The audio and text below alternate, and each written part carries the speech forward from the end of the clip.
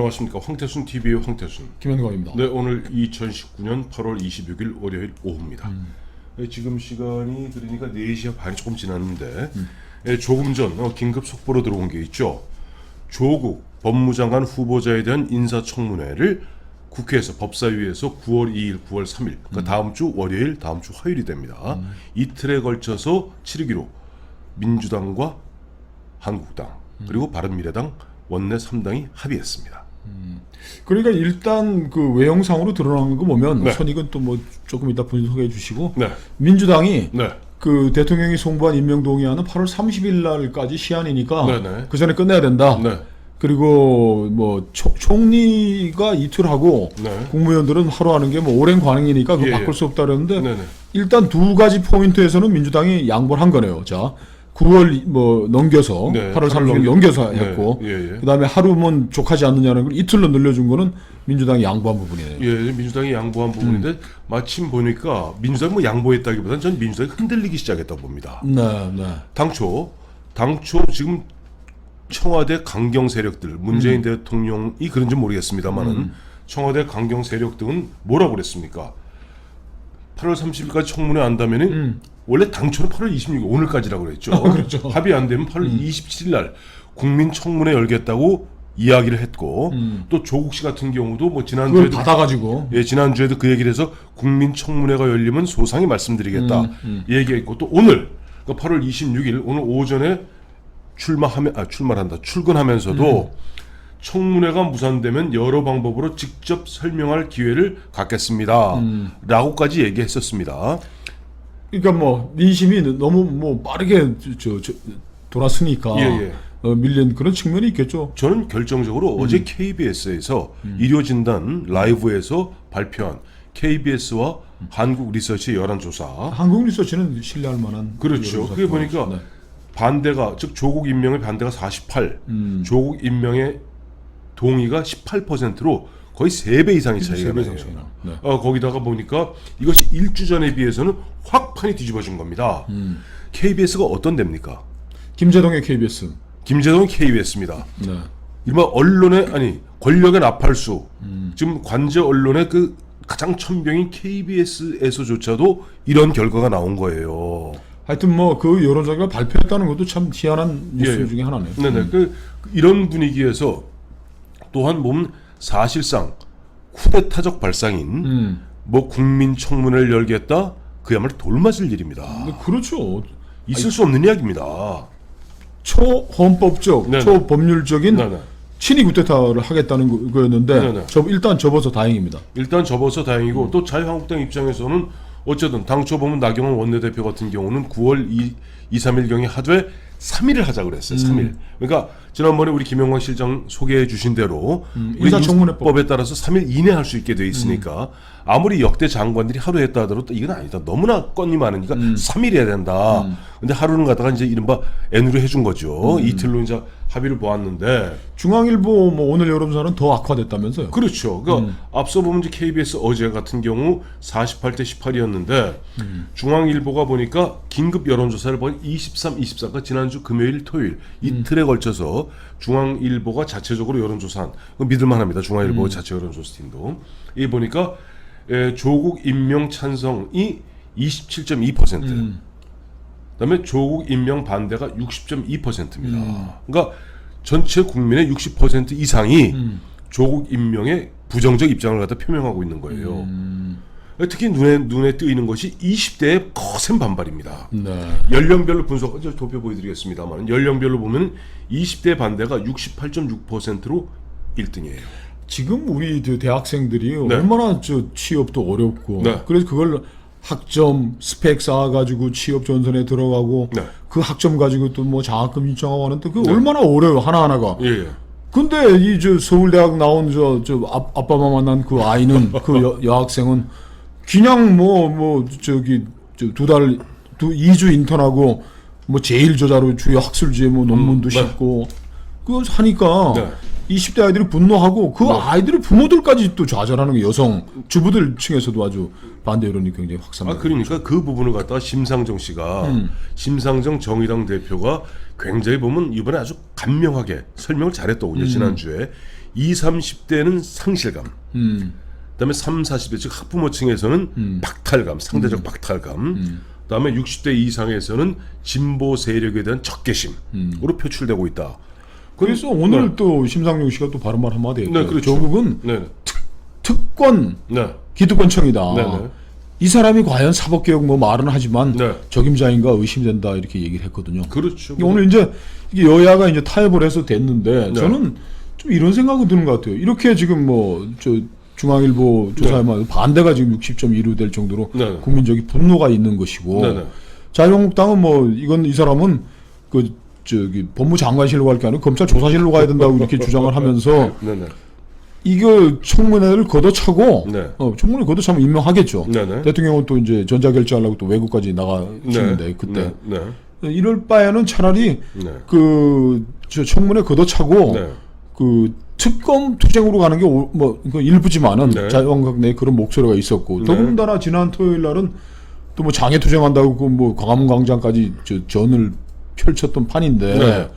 너무 이게 전술적으로 헛발질을 한 거 아니냐라는 또 지적도 있긴 있어요. 어떤 겁니까? 그게 저 모르겠어. 보는 시각마다 뭐 다를 수 있겠습니다만은 제가 보기에는 보면은 자유한국당이 이번에 뭐 100%의 승리를 100%의 승리는 조국 씨에 대한 지명 철회가 100% 승리입니다. 그렇죠. 또 내지는 문재인 대통령이 조국에 대한 지명 철회가 자유한국당으로 봐선 A+예요. 그렇죠. 자진 사퇴 그다음은 두 번째 A0가 조국의 자진 사퇴입니다.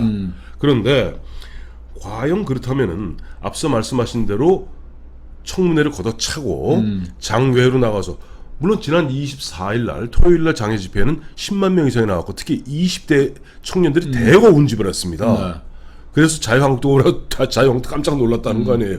근데 이것을 갖다 과연 그렇다면은 계속 정규개혁 9월 2일부터인데 걷어차면서 그렇게 가는 것이 맞는 것인가? 또 이 외에도 보면 오늘도 보면 벌써 민주당이 그 정계특위에서 보면은 그 연동형 비례대표제 그거 갖다 일석에서 통과시키고 보면 또 폭거를 시작하고 있지 않습니까?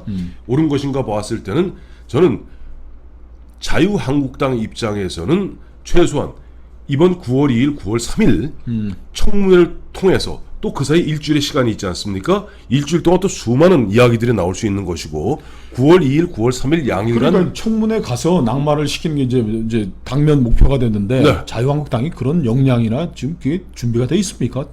다들 걱정하잖아요. 좀 많이 걱정하시는 저는 오히려 되묻고 싶어요.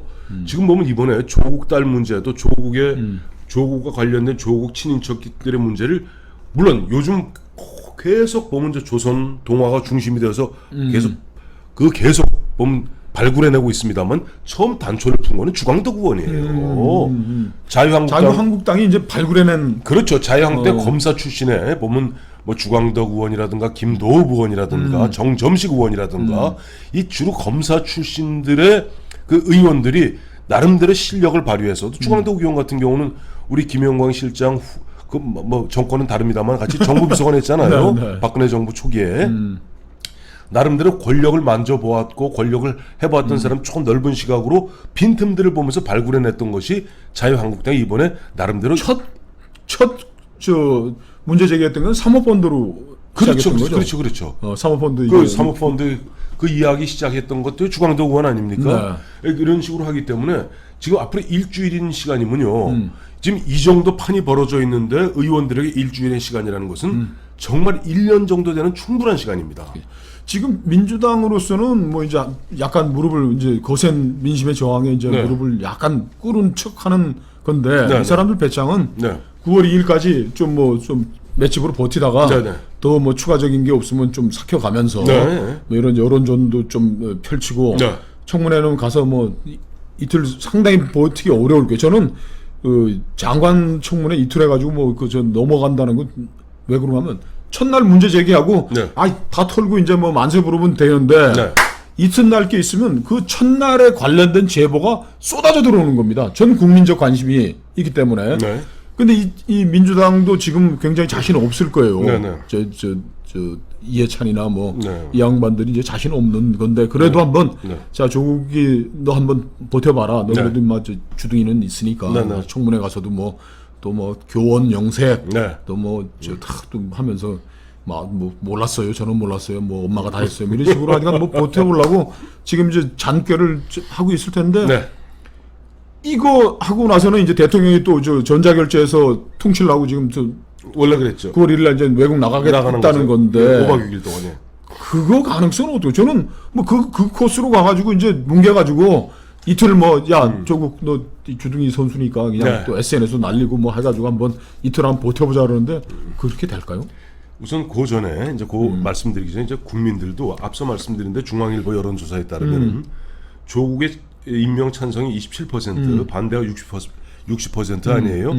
그럼에도 불구하고 또 다른 항목에서 같은 중앙일보에서 그러면 어떻게 해야 되느냐 하는 부분에서 전체 1000명 응답자 중에 51.6%가 청문회를 열어서 거를 거 거르고 자를 거 자르자. 그다음에 즉각 사퇴해야 된다가 29%. 와, 그것도 많네요. 그다음에 지명 처리해야 된다가 14.3%예요.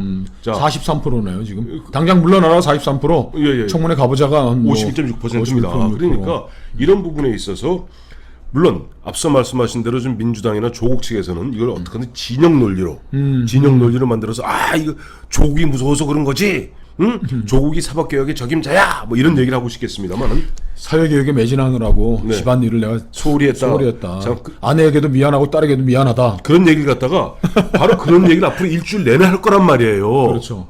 그는 세상에 예고편을 일주일 틀어주는데 본 방송이 얼마나 시청률이 높겠습니까? 저는 제가 감히 장담컨대 우리 저 DJ 때 처음에 이제 국무총리 된 인사청문회 제도가 도입되지 않았습니까? 한 17, 8년 만에 역대 최고의 시청률을 자랑할 겁니다. 그렇겠네요.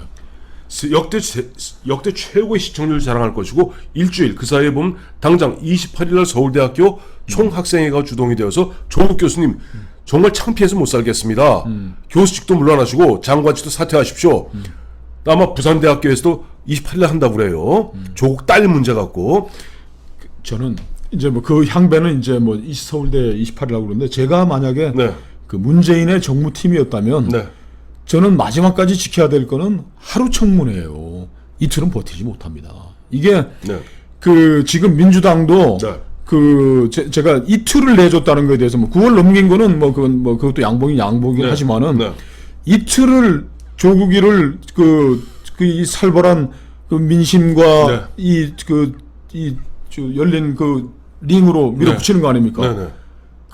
좀 민심이 있지 지금 뭐 쟁쟁한 주광덕을 비롯한 뭐 김도읍의 그 그레디에이터 전투사들이 있는데 조국을 이틀을 몰아주기로 한 거에서는 민주당도 이거를 지키려는 죽어도 지키겠다는 것은 물러난 거예요. 자 보고 상황의 판단. 오늘 이낙연 총리가 네. 그 대통령에 대한 임명 제청권이 있는 거니까 네, 네. 내가 한번 청문회 결과를 보고 네.